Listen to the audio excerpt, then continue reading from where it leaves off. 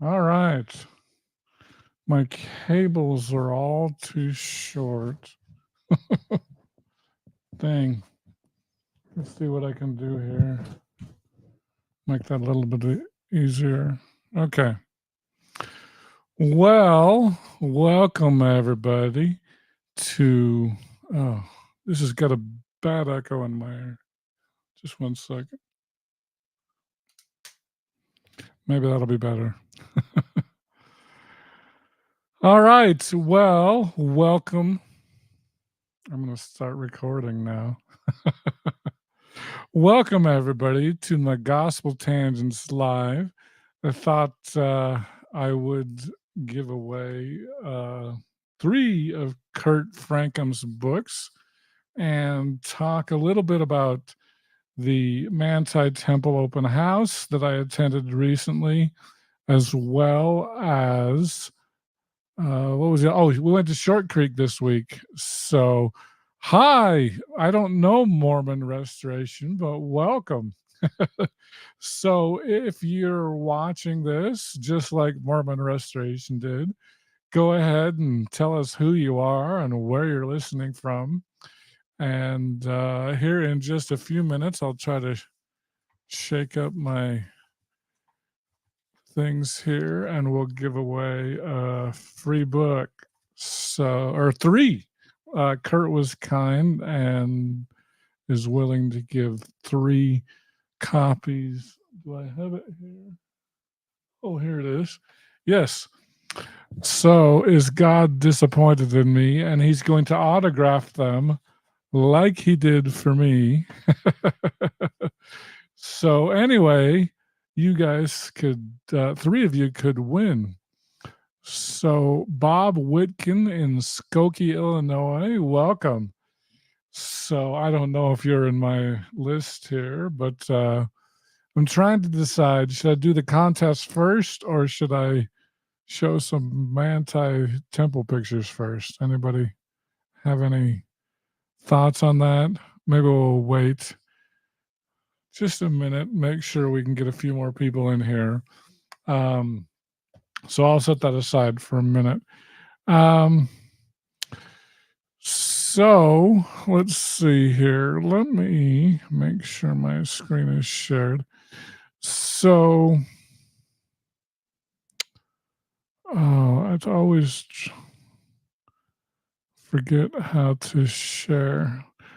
Ryan Lopez love either way, but I want to see the pics. Okay, so present. I think that's the way we are sharing our screen. And I know it's easiest with 2 monitors, but I've just got 1. And here we go. Here we go. So, of course, we can't take pictures inside the Manti Temple, but I did hear a few interesting things.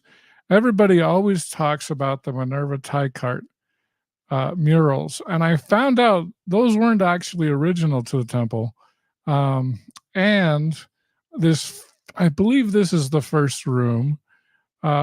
This was done, if I remember right, by CCA Christensen. And so that is original. And then the next 2 rooms, I think, were done after. The Minerva Teichart is what's called the, let's see if I can make this big, the world room. And so on one side, we have world leaders, and you can see this kind of looks like the Crusades a little bit. And on the other side of the room, we have like religious leaders.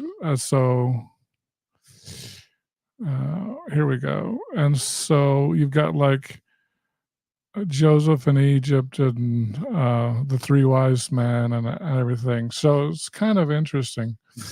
Is this actually? I don't think that's from the Manti Temple. This one is for sure. So these are the world leaders. On the other side, you can't see the spiritual leaders. And I was looking for a better photo of that, but I don't see it. They've for some reason they didn't show that. Oh, they've got this interesting. So this is actually CCA Christensen, and I love it because there's a pterodactyl, and when you're in, oh, thank you. When you're in the temple, this is to your back. So it's on the back. You can kind of see there's the pterodactyl flying. And if you see there's, I'm trying to remember what those, ro- something saurus with the big necks and living in the swamps and that sort of a thing. So, so that was interesting. That was a lot of fun. So I did go with my family. I think I have. Oh, did I not show it? I thought I had it. Maybe it's over here. Oh, here it is. So I went with my family. So that's all of us. Brandon, who looks like the tallest, but I'm about a foot below everybody. He just got home from his mission to Montana. Jessica, BYU, Preston, of course, my love life, Wendy.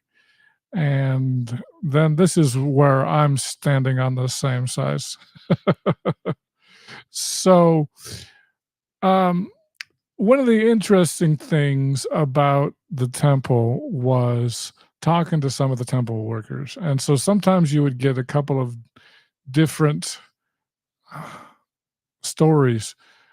Somebody told me that in 1985, they moved the baptistry up from the basement, and then another temple worker said, "No, that's not true." Um, I don't have a lot of pictures of the Manti Temple there, but apparently all of the temple workers used to walk in the main recommend desk, and then they would go downstairs to, I guess, change clothes, and then they would come back upstairs to go to the font. So some people must have forgotten that because another temple worker said, no, it was always on the main floor. So I wish I had more pictures of the Manti Temple. They don't, I wonder if they show the baptistry. Here we go. Oh, here you can see. So this is a good picture of the baptistry. It did seem like it changed a little bit the from the last time I was there, but you can see they've got these beautiful murals of the John the Baptist and Jesus being baptized, and there's some behind the cameraman that you can also let's see, is this yeah, you can kind of see those other ones there. And of course, they've got big scriptures. And so, yeah, it was super fun to visit. I'm also wondering, oh, is this? Oh, this is another picture of the world room. And so you can kind of see, not very well, but on the left side, they've got like spiritual leaders. And on the right side, they've got world leaders and that sort of a thing. Um, I wanted to see, I wonder if they have the chapel. I'm going to see if I can find. Is this the chapel? So this one, I wonder if I can blow this picture up. Um,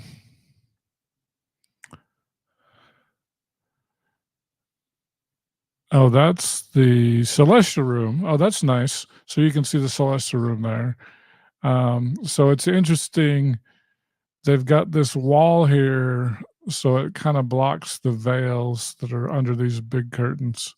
Um, But it was also interesting because off on the side, they have different room of uh, ceiling rooms. That's the word I was looking for. And some of them are pretty small. I do know. Oh, there's the baptistry again. Oh, this is a beautiful spiral staircase which we used, and I'm hoping, oh, there is the assembly room, which I was surprised to find out that's on the fourth floor or third floor, maybe. I can't remember. Um, and so it's kind of Kirtland style. You've got three pulpits on the one end, and then the other end also has identical pulpits.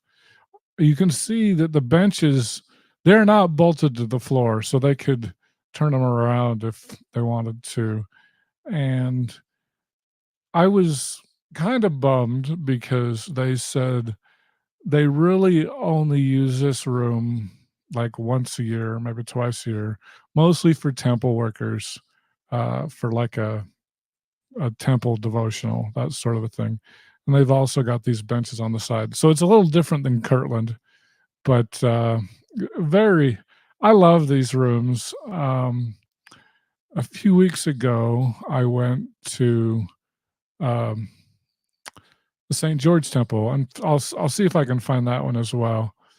Um, but this is the main floor. Off to the left, you have the chapel, which I'm hoping they will show. Haven't seen it yet. Um, oh, here it is. This is the one. I wonder if I can zoom in. Oh, that's as good as I can zoom. Um, you can, if you look at the babies, they're both kind of grumpy. This baby sitting on Jesus's lap looks kind of grumpy, and this other baby kind of has a 5 o'clock shadow. But anyway, that was funny that they were talking about that. I actually walked through this room. This is in the chapel as people wait to go to the endowment rooms, and I can't zoom on that anymore. But I actually was like, oh, I got to go back and see the grumpy babies. So those are cool. Um, oh, this is a nice. Is this the world room or the creation room? I think this is the creation room. And so you can see the beautiful murals. Um, oh, there's pterodactyl again. So this is the looking the opposite direction in the creation room. And then here's the garden room. I know my friend David Boyce uh, had mentioned there was a beautiful red cardinal. It's to the right. You can't see it on the picture there, but I remember he found significance of that. And so, being one of the old pioneer temples, I did ask about the endowments, and so, like in the modern temples, they have you just sit in one room for the whole endowment until you go to the celestial room. But in this one, you start in the creation room, and then you go to the garden room, and then this is the garden room again, and then you go to the world room, and I think it's after this room. Oh, you can see this again. This is the world room again. This is Minerva Taika. And this was done in like the 1930s, I think. And what I heard was she would like paint at night, and then she'd have to gather up her stuff because they were still doing um, sessions. And so she'd just gather up her paint and do it. Oh, this is a good view of the baptistry. And then this needs to go away. And then we've got the celestial room here, which is very beautiful. This is a ceiling room. I'm hoping, oh, this is the assembly room. And then the beautiful spiral staircases. This is a different ceiling room. They have several. You can see the beautiful word work there.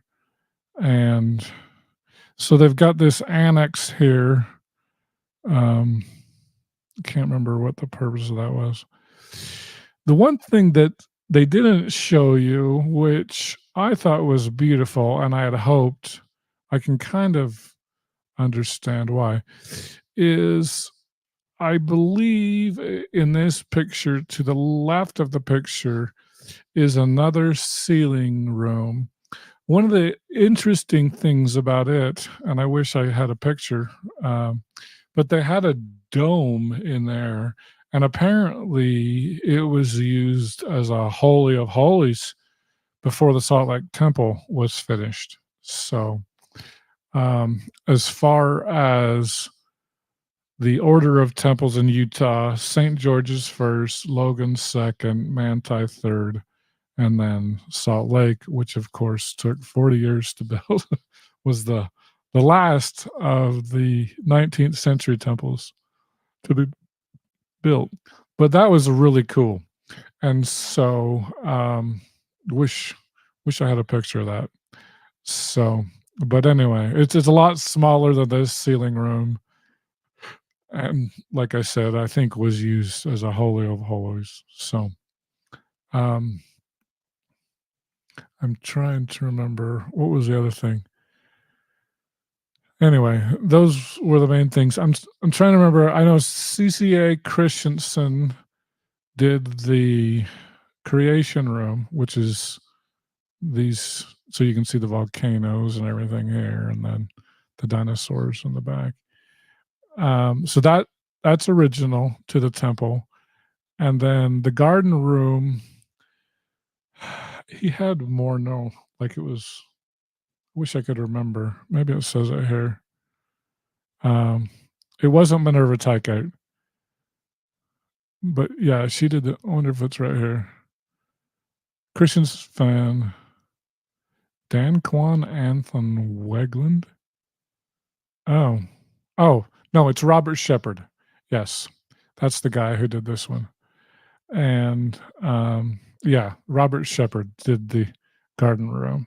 And so anyway, I'm glad the Church News has these photos because these are great, and it was a lot of fun to go to that. So I will share one more thing that was really weird.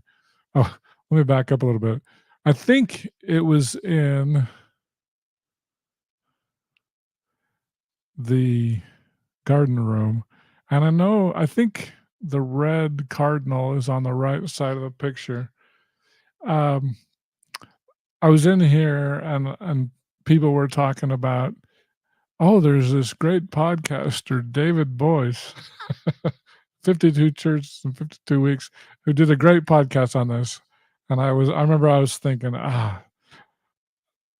good for David. But and then I think it was right after that that it was that he announced that he got baptized. So congratulations, David. Um, but I remember being a little disappointed that nobody recognized me. And so we went to a Mexican restaurant right after, and somebody plopped down this $1 million bill and said, "Thanks a million for your podcast," and walked away. I didn't even see what he looked like. So that was pretty interesting.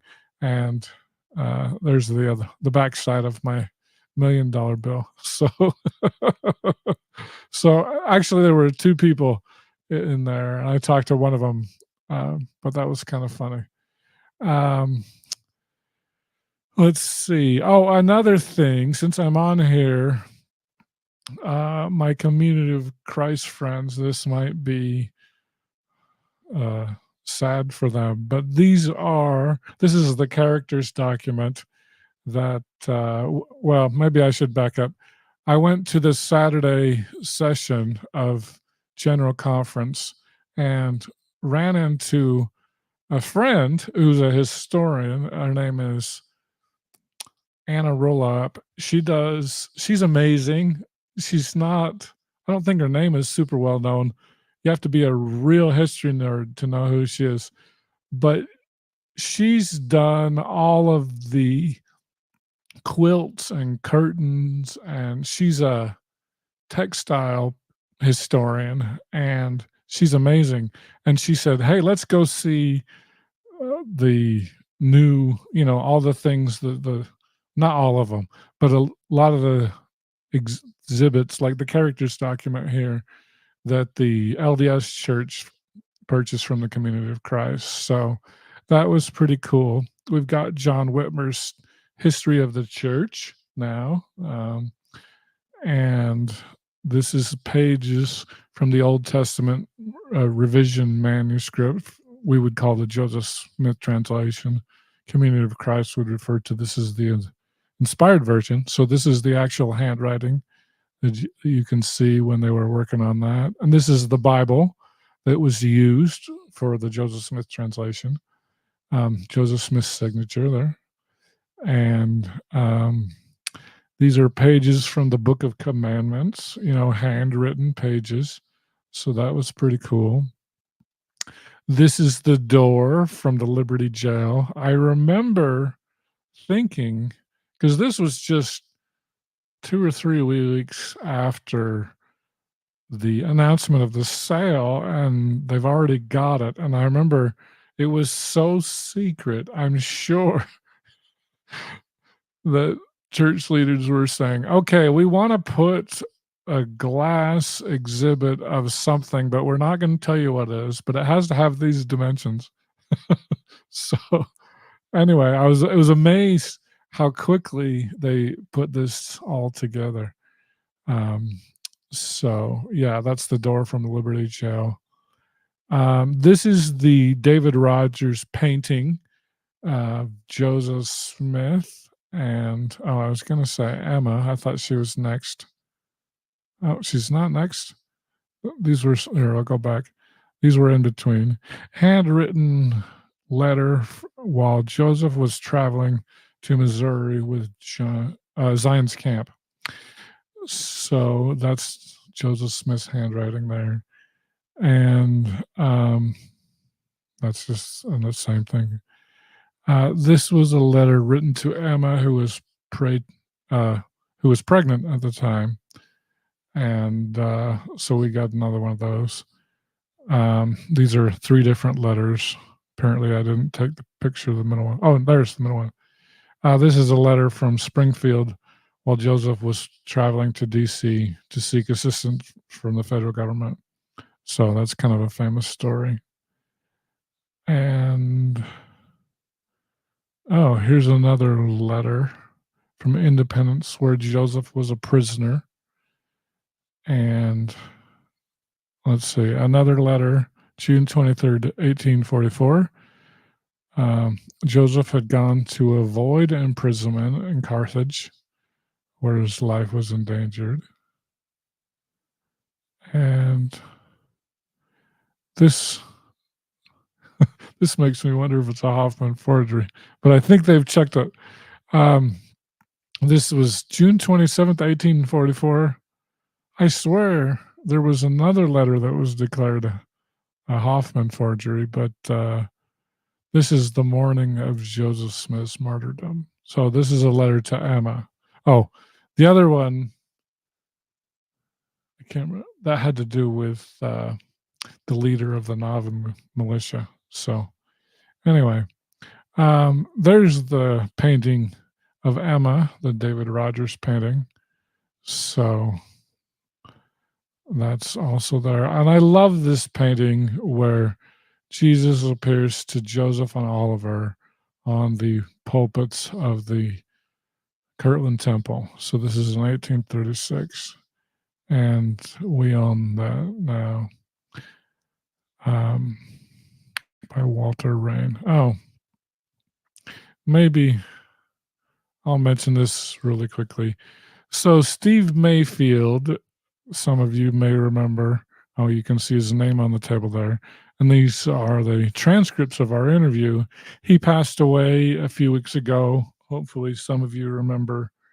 I just reposted his interview. This is his brother standing on the left, and these are just some of the mementos he had from the Salt Lake City Police Department. So I attended his funeral. There's a close-up. You can see what Steve looked like. And he was the official photographer for Mormon History Association, Sunstone, and John Whitmer Historical Association. And he also worked in the crime lab. And so this is Steve's brother and Steve's niece, and Steve's in the coffin behind there. So Matt Harris and Brian Hales were asked to be pallbearers, and so just got some pictures from the funeral. I was really surprised. I think that's Craig Foster who spoke. He's another historian. There's Matt, Brian, and Craig um, at the funeral there. And then Steve lived in Layton, Utah, but was buried in Rocky Ridge, which is about an hour and a half south of Layton. And that's a polygamist community. um, the plots are a lot cheaper there, apparently. And so we went to the burial there. And I got to meet, there's Craig Foster again. Excuse me.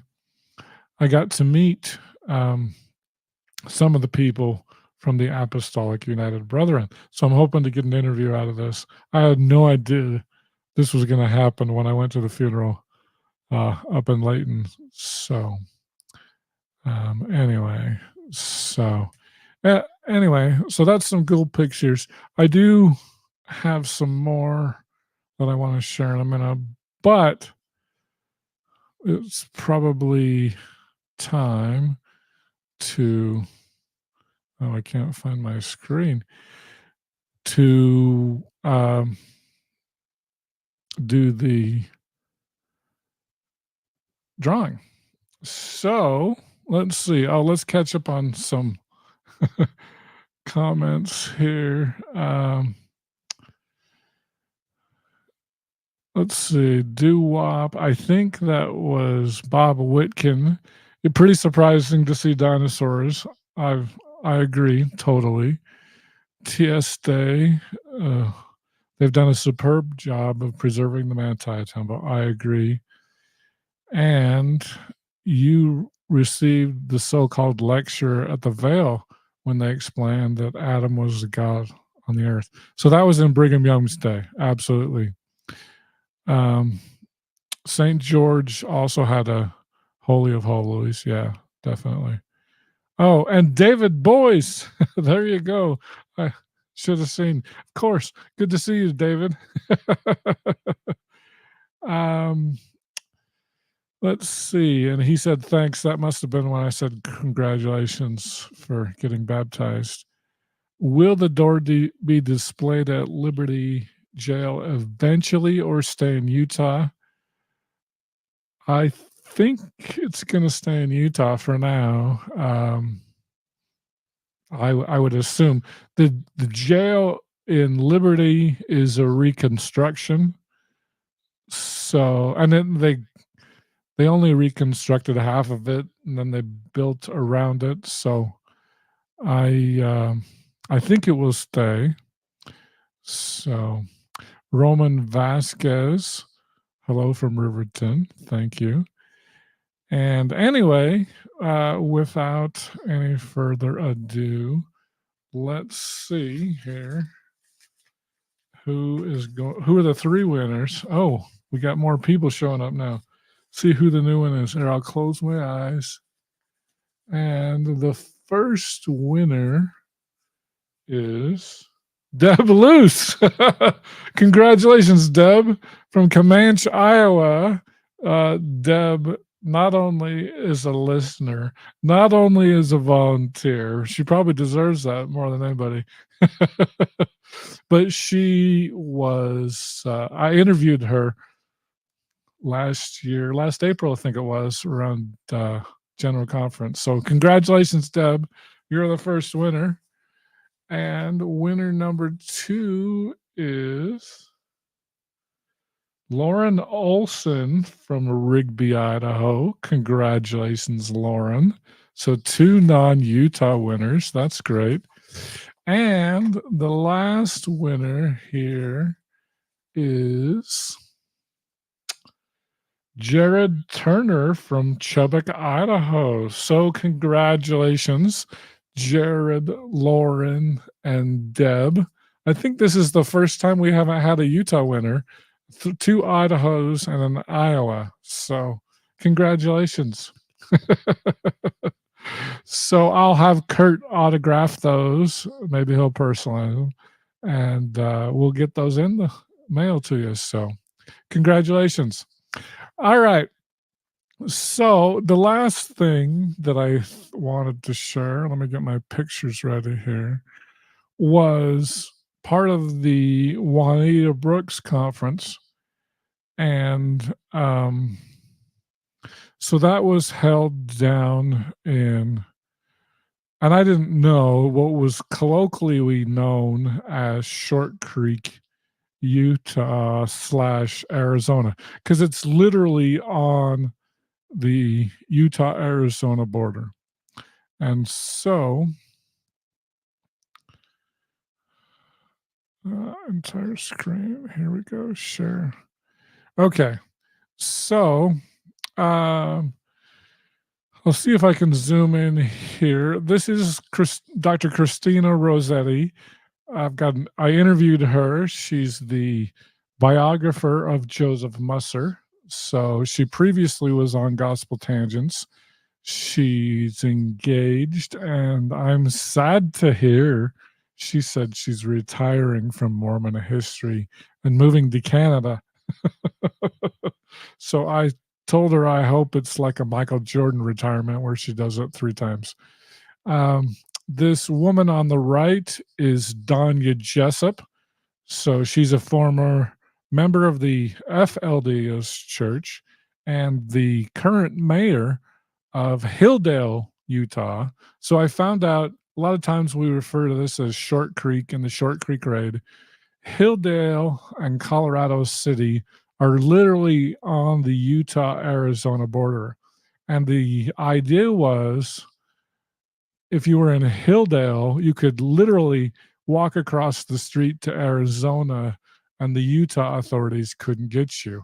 And vice versa, if you were in Colorado City, you could walk across the street to Utah and the Arizona people couldn't get you. And so that was kind of designed that way. But yeah, so Danya grew up in the FLDS community, and apparently 90%, according to them, I'd heard 85, and it wouldn't surprise me. Warren Jeffs is just ruining the FLDS church, and so 90% of the people have left. This woman here, I believe her name is Shirley Draper. She is the leader of Cherish Families, which is an organization to help polygamists, especially the FLDS community, to kind of regroup. You know, a lot of times in the FLDS community, there were 3 different raids, and so they were extremely distrustful of government. So a lot of people don't even have birth certificates, and um, so getting a social security number or whatever driver's license is incredibly hard. And so Cherish Families is built to set up, and they understand the specific issues in the FLDS community. And so here they are speaking at the beginning. This is a park / cemetery, and I have some photos. I think these aren't in order, but these are, oh, this is the prophet Leroy S. Johnson. It's kind of hard to see, but he was a beloved leader in Danya and Shirley's lifetime. He was the prophet before Rulon Jeffs, and so a lot of people really liked. They called him Uncle Roy, and So that's where he's buried. You can kind of see his burial plot there. And then he's surrounded by several different wives um, there in the cemetery. Oh, so this is Heritage Park. So one of the things that I discovered was that they often talk about the Short Creek raid. There were actually three raids. Let's see if I can get the years right. And this is the schoolhouse for the third raid. Um, and I believe it was called Heritage Park. Yeah. And so in the third raid, which was probably the most traumatic, so there was one in 1935. I might have these years off, but they're close. 1944 and 1953. So in 1953, both the Utah and Arizona law enforcement coordinated and came together on this town, along with the ATF, and just rounded up everybody. And so this was kind of a public relations nightmare. There's a windmill there on the property. And so, oh, is that all I have? I thought I had another picture. But they had buses where they just rounded up all the kids. And just as in, you guys may remember what, 10, 15 years ago, there was the FLDS raid in Texas. This one was just as bad. You know, they separated children from their parents and had a hard time getting them back together. And even monogamous children were rounded up. And so this raid uh, really caused a lot of trauma in the community because it was in the middle of the night. I mean, imagine you're in bed, government comes in, rounds everybody up, puts kids on buses, separates everybody. Um, so this was really a PR nightmare, but the governor of Arizona and the governor of Utah were like, we're going to take care of this problem. So this little schoolhouse was the site of where they put everybody on buses, and just anyway, that was the what's known as the Short Creek raid, and that was the biggest and most publicity, and it really led a lot of the FLD's community to incredibly distrust all government, all outsiders, and so that's been a generational trauma, and so it's why the FLDS are so skittish about outsiders.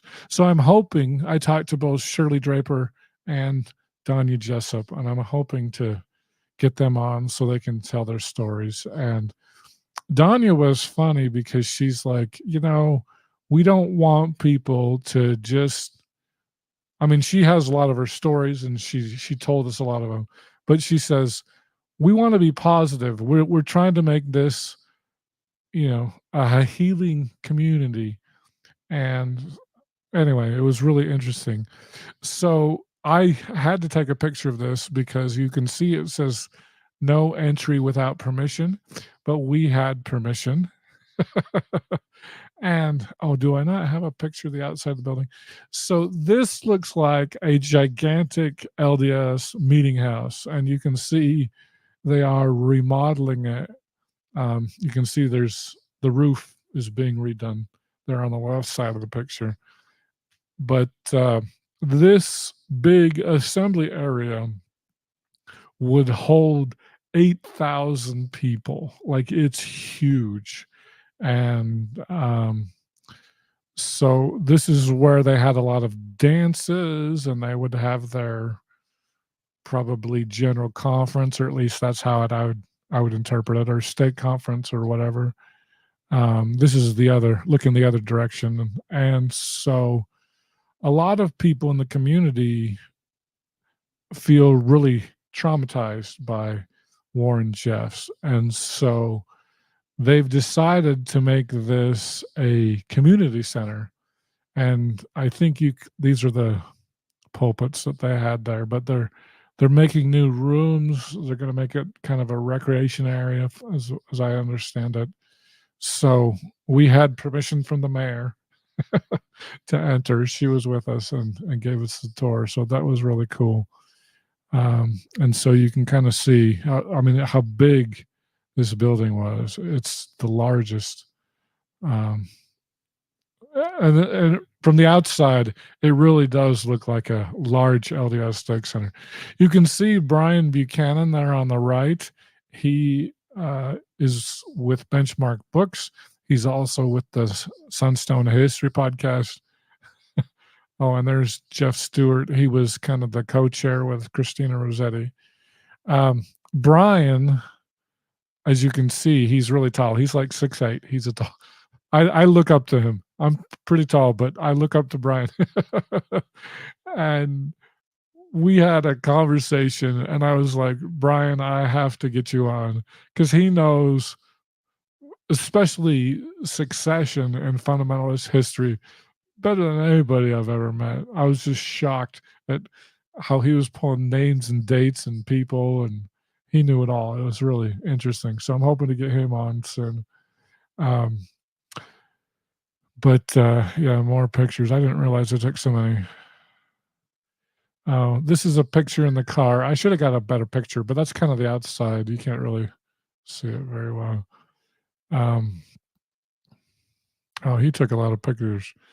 So we went to Hilldale City Hall. These are the city offices.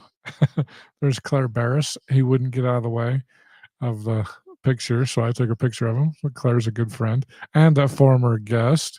Claire, we talked a little bit about Masonry, but more like magic and Joseph Smith's day. And so he's a good friend and a former guest as well.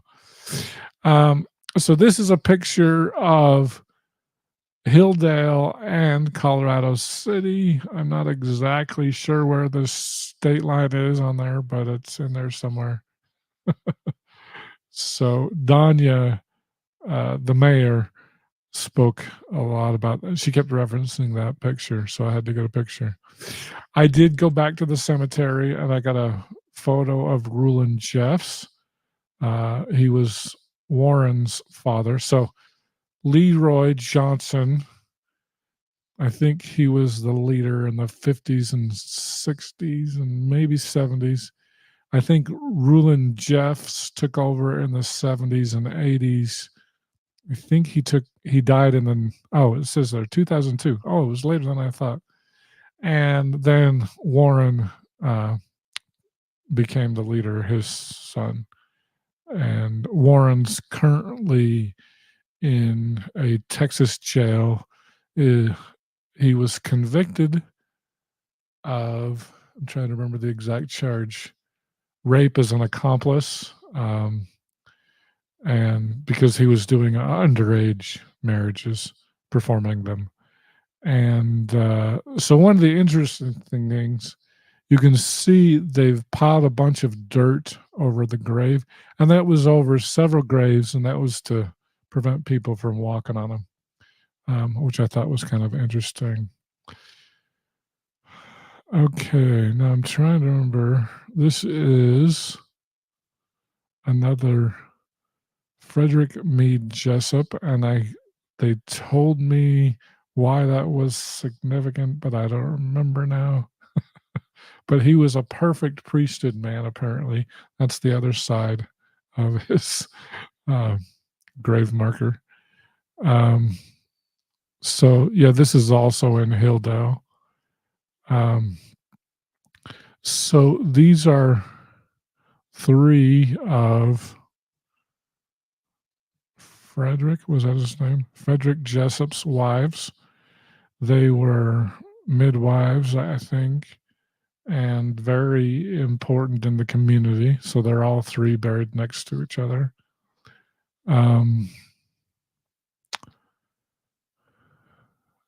anyway, Fern Jessup. Oh, I think I took this because one of the people said, you really ought to talk to Spilsbury Mortuary. I think they have a lot of great stories. They're a mortuary in St. George, and they did a lot of the burials. I was surprised to see why they have these very modest grave markers. It's probably a money issue, I would assume. But, oh, okay. Now, moving on, this is in Bees Market, which is kind of like a mini Costco there on the Utah Arizona border. And so I remember looking at these and thinking, oh, wow, this looks like the Journal of Discourses. But as you can see, these are priesthood discourses, as I've got 1960 to 62. So imagine walking into your grocery store and seeing this. Now, another thing that I just learned, so Centennial Park, Arizona. So that's another community that I'm going to be talking about here shortly. They basically broke off from the FLDS community, and Brian knows these schisms a lot better than I do. I know them fairly well. But at any rate, you can see the publisher is the Work of Jesus Christ. So back, this is where this is kind of disputed history. According to fundamentalist history, you have an 1886 revelation where John Taylor basically receives a revelation. It's in the LDS Church History Library, and it's in John Taylor's hand. And as far as everybody knows, it seems to be authentic. But at any rate, so fundamentalist history says 1886, John Taylor has this revelation and allegedly ordains people to a council of five, I think it was, to keep polygamy on the earth, even if the LDS church were to drop it as a practice, which it did 4 years later. And so there was only one group, and so it wasn't FLDS, it wasn't AUB, wasn't Centennial Park. It was known just simply as the Work. And so it really wasn't until the ni- 1930s, 1920s, 1930s. This is where Brian knows his history better than I do, where this Council of Friends gets going. And it wasn't until, and I've heard different dates for this. I thought it was 1951 split. Christina Rossetti said it was 54. So in the 1950s, that's when the Work split into what became the Allred group, known as the Apostolic United Brethren, and the FLDS Church, which split again with Centennial Park. And so, anyway, this, I know you're probably wondering, but that whole story came from that title page. And so these are priesthood disclosures. This is from 1960 onward, so this is pretty recent. But this is in the grocery store, and they also have the Journal of Discourses. This is Brigham Young. You can see a set is just $550, and so literally, oh, and then Drew Briney, he's one of my Facebook friends. I've never met him. I did not know he was a fundamentalist. And so that was interesting to learn that. He's got a book, Changing Ordinances, Losing Priesthood. So, and he's also got School of the Prophets, you can see there. So I may have to contact him as well. Um, just more books there. I didn't realize I took so many. But this is what's interesting. So Amanda Hendricks Komodo drove down from Montana. She is a Mormon history scholar, but she's not Mormon. And I'm hoping to get her this summer. And we're going to talk about her book. She talks about Mormonism in the Pacific. But at any rate, I wasn't really trying to take a picture of Amanda, but I got her there. But you've got your Priesthood Dispatches bookstore, and then right behind it, the Beer Cave and Wine and Spirits.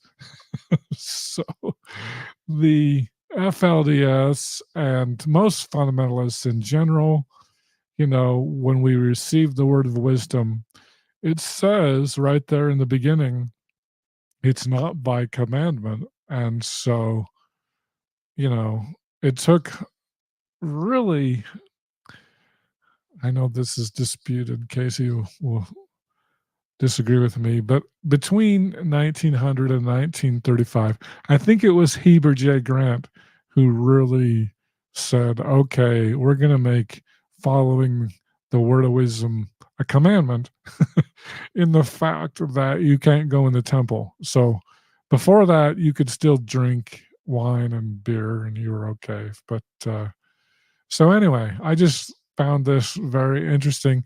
This is in Arizona. Um, so I can't remember if this is Colorado City or closer to Centennial Park. I don't remember, but just just found it very interesting that get your fundamentalist literature here and get your beer and wine right after. So that was pretty interesting. And then I had to take a picture of this book, How to Pray and Stay Awake by Max Skousen. And I was shocked on Facebook how many people were like, I've read that book. And you can see the copyright date is 1949. So it's a fairly old book. And I've never read it. And I was shocked at how many people had it and were familiar with it because I certainly wasn't. But anyway, so we continued on to, I believe this is Centennial Park. And so Alma Adalbert Timpson is a possible husband, father, and patriarch of Centennial Park. So you may wonder how they got that name. So I talked previously about the 1886 Revelation with John Taylor. And so Centennial Park broke off from the FLDS Church mainly over one man rule. Um, you know, when you go back to fundamentalist history, you have this Council of Friends, which was anywhere from a council of 3 to 7 people. And uh, when Rulon Jeffs took over, he, it's hard to run a committee because you have to get everybody to agree. It's easier to be one man rule. And so Rulon Jeffs really started to enforce that. And so apparently Alma Timpson said, no, I'm not going to follow that. And so they broke off in 1985/6. So 100 years later. And so they just moved down the road a few miles and started the community of Centennial Park. And so this is his grave, and you can see he died in 1997. So this is real recent history, as you can see. I'm trying to remember. Oh, there's Christina again. Oh, this was her friend. Yeah, she knew him. Apparently, he had committed suicide. And I noticed in a lot of the cemeteries, there were a lot of young people like this, and it's sad, but apparently polygamy is or excuse me, suicide is a big problem in these, uh, communities. So, this is the cemetery. You can see it's kind of xeriscaped, so they don't need to mow the lawn, which is nice. And then these are just some pictures, that we took there in Centennial Park. So I think that's all I have to share with you guys. So, um, let's see. Let me catch up on comments. Oh, TSA was in St. George, so you missed the conference. It was in St. George. That's a bummer. You should have come. And Doo-wop, I forgot your name. Was it Bob? I can't remember. Her Musser book is really good. Yeah, we're gonna have that. So, and Deb is excited. She's a winner. So am I. Um, Doo-wop 54 says there was a made-for-TV movie about the 53 raid, and TC Mover says congrats on your recent baptism, brother Boyce. We can call you brother Boyce now, David. And Allison Bigger was there yesterday, and she loves that part of bees. I'd never heard of bees until until this trip. So that's kind of funny.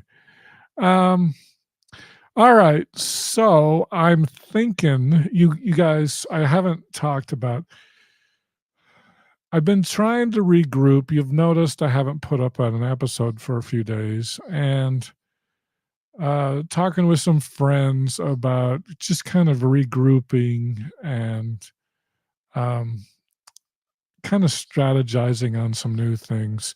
And so I do have some episodes coming up. And so one of them's with Joe Spencer. We're going to talk about Isaiah and the Book of Mormon. And he's a professor at BYU, and so we'll talk to him.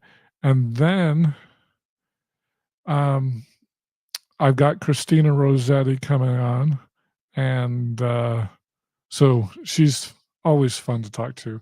I'm so sad she's moving to Canada, though. I was telling her you couldn't convince your fiance to come to St. George. So anyway, um, so I've got those two things coming up, but I've been brainstorming on some ideas, and I'm thinking about doing some road trips where, for example, we might go to Gilgal Gardens in Salt Lake City, which is really easy to get to. It'll probably be a short one, but it's got the Joseph Smith Sphinx. And it's just kind of a strange place in Salt Lake City. And I'd like to do a Mountain Meadows Massacre road trip with people. I was thinking today about doing like a Hoffman tour. uh, I think I know where his house is. I definitely know where the car blew up. It's right behind the conference center, by the way. I shouldn't give that away. And the Judge Building right downtown, the mall where Mark used to meet um, Brent Ashworth has been torn down, and it's now City Creek Mall. So I thought we could do that. And I know there are other places, like here in Lehigh, there's a couple of places. I was thinking about doing a Footloose tour. Um, if you've been listening into the news, a lot of Footloose with Kevin Bacon was filmed right here in Utah. In Lehigh, there's a couple of places. Lehigh High School, the Roller Mills, I mean, those are still well, the high school has been rebuilt. So it looks very different than did 1984 or whenever that movie came out. But I thought we could do a little Footloose tour. I know Payson High School, they just invited Kevin Bacon to come to their prom, and they're tearing down the school. So Kevin came, and that's probably 45 minutes south of me. And I also know where the church where John Lithgow was the preacher in Footloose, that's in American Fork, so that's really close. So I was thinking about doing some of these little road trips that'll be kind of fun. Um, and so we'll do the tangents trips or something like that. And so those are some ideas that I've got. I'll have to get David to show me how he does this so well. And mix up some other things in addition to uh, just the interviews that you've all gotten so used to. I do have a video which I took all the video for him, but editing takes so long that I never did it. But if you remember Arish Ben Sassi, I did show a couple of clips in the interview where I went to the Tunisian embassy.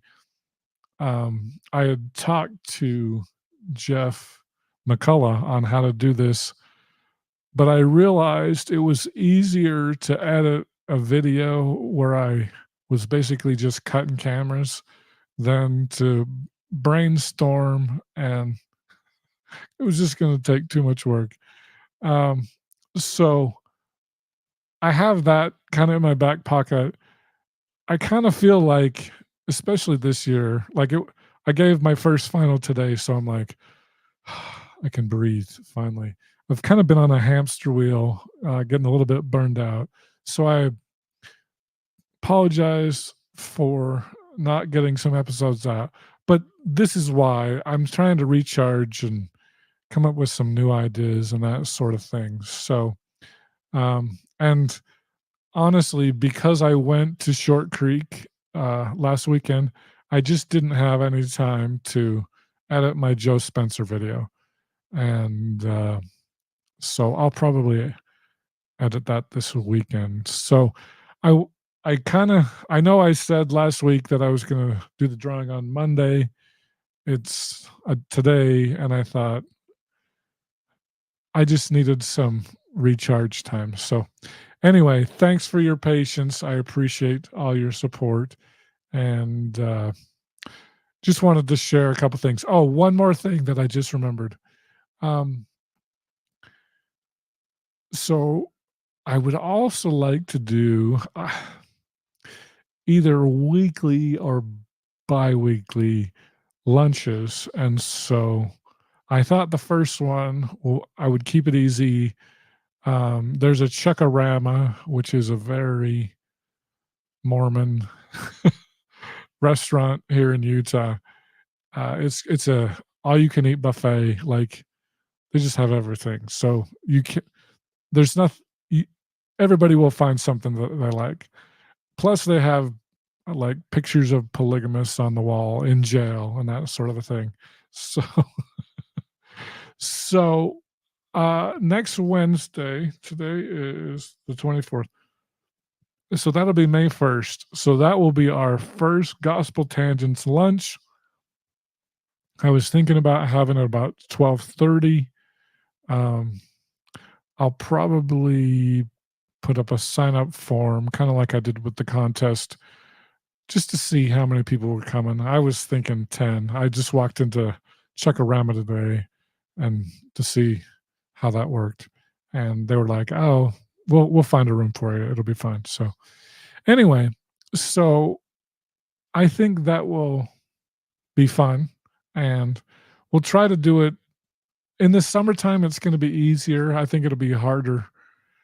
Utah just got a hockey team, and so with hockey and basketball, I think I'm going to be super busy in the winter. and plus school. So I'll probably just do this in the summer, but I think it'll be a lot of fun. And maybe I'll try to do it after that. But anyway, so those are some of the things that I'm kind of batting around and wanted to do. So anyway, so thanks everybody, and I'm not sure. I was thinking Fridays were good days. I don't know if they are or not. Probably won't do anything else this week as far as interviews, but on Monday, plan on seeing Joe Spencer for sure. And um, Christina Rossetti after that. I feel like I've got some we'll probably be talking a lot of polygamy for a while because I just met some people from the AUB, the FLDS, Centennial Park, and hopefully I'll get Brian Buchanan on. So if you know Brian, I already told him that I wanted to get him on, but I'll see if I can hit him up. So anyway, thanks everybody for supporting Gospel Tangents, and I'll let you all go.